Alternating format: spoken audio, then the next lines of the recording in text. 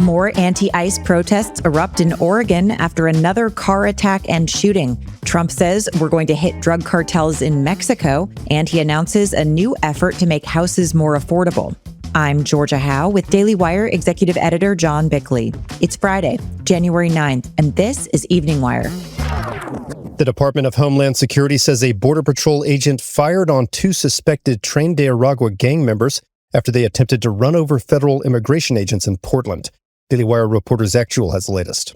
One Border Patrol agent pulled a gun and fired what officials say was a defensive shot at the vehicle. The suspected gang member and his passenger, also suspected of gang ties, sped off. Homeland Security issued a statement detailing what took place. U.S. Border Patrol agents were conducting a, quote, targeted vehicle stop in Portland, Oregon yesterday afternoon, and the department said, quote, the passenger of the vehicle and target is a Venezuelan illegal alien affiliated with the transnational Tren de Aragua prostitution ring and involved in a recent shooting in Portland. The vehicle's driver is also believed to be a member of the gang. The DHS went on to say that agents identified themselves to the vehicle's occupants, but the driver then drove at the agents, who fired a defensive shot. The driver then drove off. In response, Democrats in Oregon are demanding that federal agents get out of the state, as they demanded in Minnesota. Here's Oregon State Senator Casey Jama. Let me say to this federal agencies and the ICE, this is Oregon. We do not need you. You're not welcome. And you need to get the hell out of our community. In Minnesota, the FBI has blocked state law enforcement from investigating the ICE shooting, with federal authorities leading that investigation instead. While organized protests continue in the state, more information about the woman who was killed in the incident has come to light. Daily Wire immigration reporter Jenny Terr reports.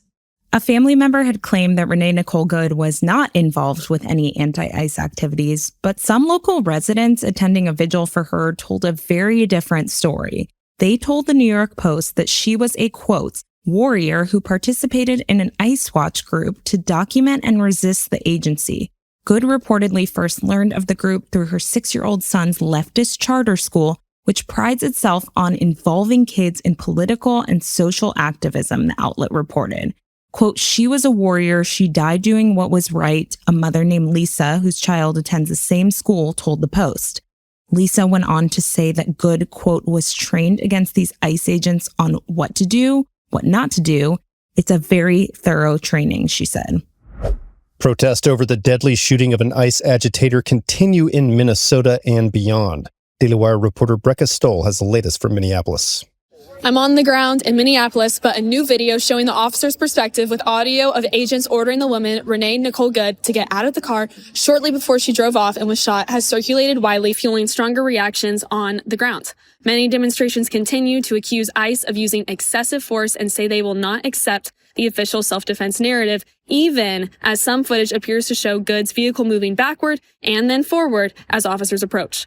Local leaders, including Minneapolis Mayor Jacob Frey and Minnesota Governor Tim Walz, have rejected the federal characterization of events, calling for transparency in the ongoing investigation. On the streets, protests have been both vocal and sustained.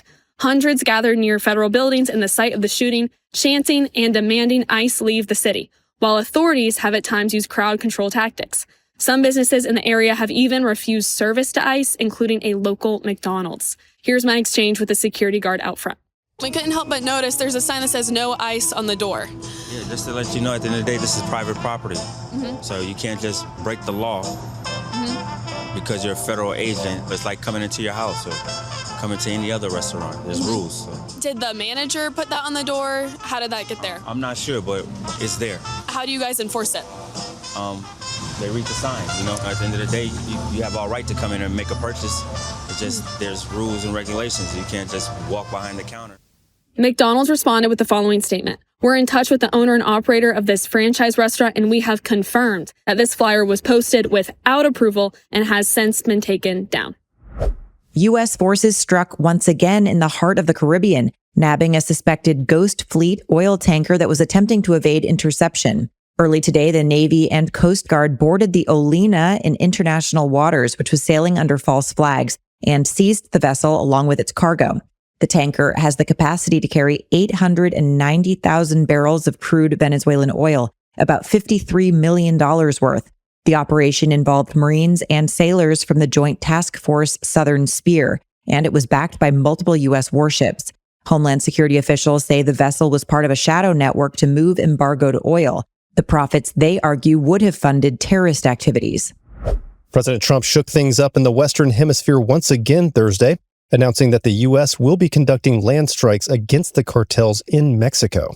We've knocked out 97% of the drugs coming in by water, and we are going to start now hitting land with regard to the cartels. The cartels are running Mexico. It's very, very sad to watch and see what's happened to that country, but the cartels are running, and they're killing 250, 300,000 people in our country every single year. Meanwhile, the president said early Friday that he's canceled a previously expected second wave of attacks targeting Venezuela. Venezuela is, quote, releasing large numbers of political prisoners, Trump said, calling the move a gesture of goodwill toward the United States. He had previously declined to rule out follow-up strikes, but now he said that two countries, quote, are working well together, especially as it pertains to rebuilding in a much bigger, better, and more modern form their oil and gas infrastructure. This episode is sponsored by Brickhouse Nutrition. By the time the average person reaches 60, they've likely cycled through numerous fad diets like juice cleanses, the cabbage soup diet, and raw food regimens, collectively losing and regaining several hundred pounds over the years. You've probably done it without even knowing that there's a name for it. It's called weight cycling. Half of Americans are stuck in this frustrating cycle, and doctors are now seeing it's not just disappointing, it can actually be dangerous. That's where Lean comes in. Unlike those expensive GLP-1 injections, Lean is a non-prescription supplement created by doctors specifically for this problem. And the science behind it is rock solid. I used to be that guy in the kitchen here at work loading up on snacks more than a few times a day, but with Lean, I spend less time snacking and more time focused in on work. You know the executives love to hear that one. If you want to lose meaningful weight at a healthy pace and keep it off, add Lean to your diet and exercise lifestyle. Get 20% off when you enter WIRE at takelean.com. That's code WIRE at takelean.com today. Disgraced Hollywood mogul Harvey Weinstein is considering pleading guilty as yet another trial looms on charges of third-degree rape. Daily Wire reporter Lyndon Blake has the details.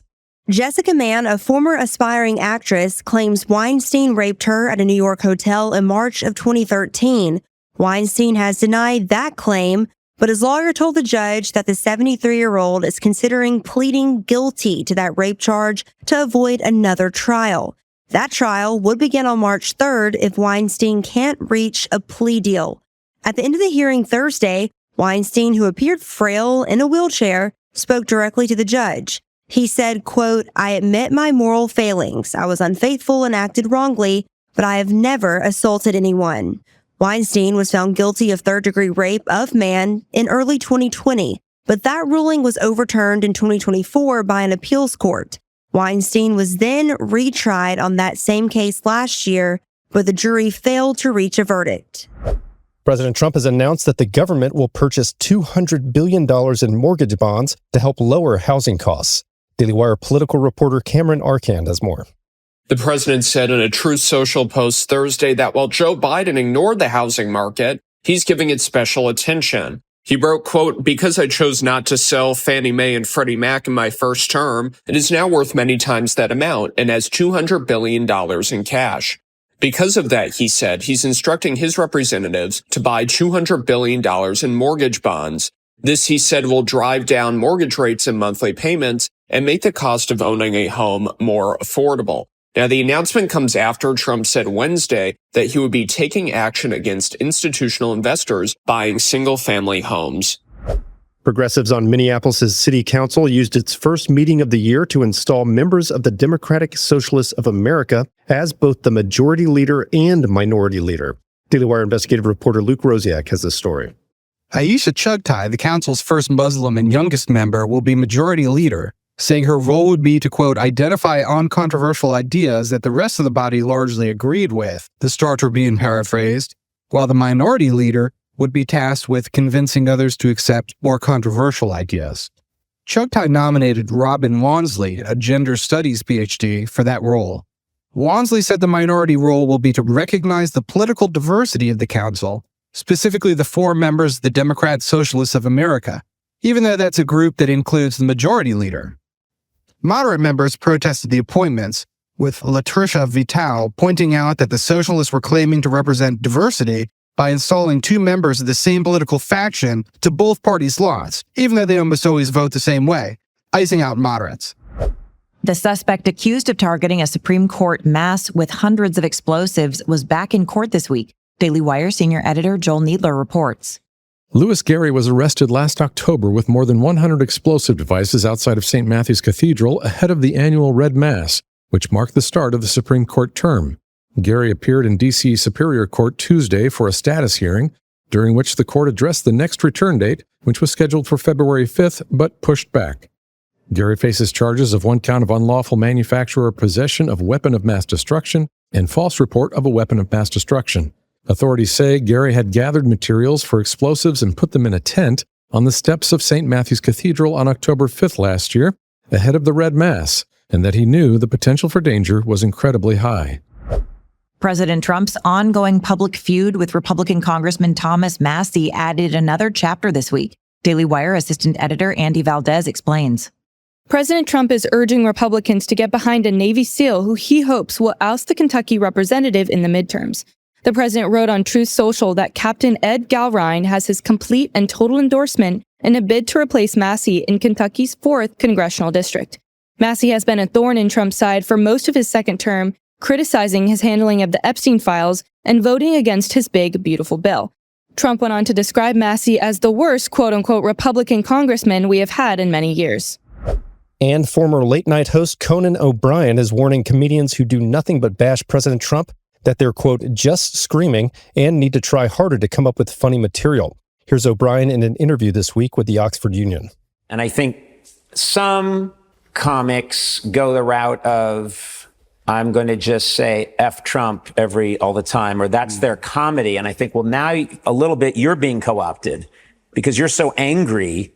You've been lulled. It's like a siren leading you into the rocks. And I think you've now put down your best weapon, which is being funny, and you've exchanged it for anger.